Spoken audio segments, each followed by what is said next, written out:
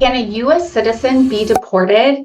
I'm going to talk about that in this video. My name is Ashley. I'm an immigration attorney. I've been practicing for almost 13 years. I have two office locations, one in Carlsbad, California, and the other in Bend, Oregon. However, my law firm serves clients all over the United States. So let's talk about this question. Can a U.S. citizen be deported? First, we need to talk about how somebody can become a U.S. citizen. Somebody can become a U.S. citizen in different ways.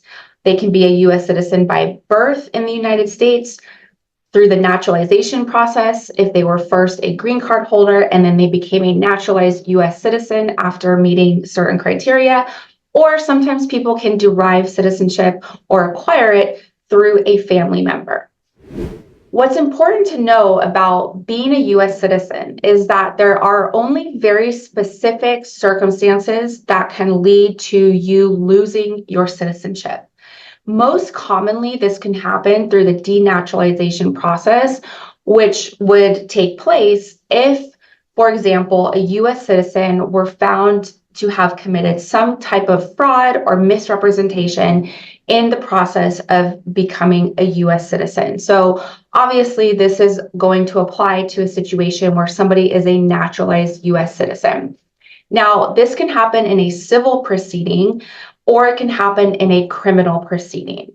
So if the U.S. government finds out that somebody who became a naturalized U.S. citizen lied about something on their application, or they didn't disclose certain information, or after the fact they found out that the person didn't meet the criteria to become a naturalized U.S. citizen in the first place, they can have a civil proceeding against them to basically remove their citizenship, to denaturalize them. If it's a civil proceeding, they have to prove by clear, convincing, and unequivocal evidence that the individual wrongly became a United States citizen because of some type of fraud or misrepresentation. Additionally, a criminal proceeding could take place if, for example, the individual was convicted criminally of fraud relating to their naturalization case. In that scenario, if it's a criminal proceeding, the government has to prove beyond a reasonable doubt that that individual committed fraud that led to them receiving their citizenship. Now, something else that's very important to keep in mind on this topic is the different rights that U.S. citizens have versus lawful permanent residents. So, for example, a U.S. citizen cannot be deported merely based on being convicted of a felony, unless that felony relates to fraud in the context of them having received their citizenship through naturalization. So if a U.S. citizen is convicted of any other kind of felony, they cannot be deported for that reason. However, a green card holder, a lawful permanent resident, can be placed into deportation proceedings for being convicted of certain crimes, being convicted of an aggravated felony, which can cover a wide range of crimes, and for being convicted of crimes involving moral turpitude. So there's a lot more risk for a green card holder to be put into deportation proceedings than there is for a U.S. citizen. Additionally, a U.S. citizen can spend as much time as they like abroad outside of the United States.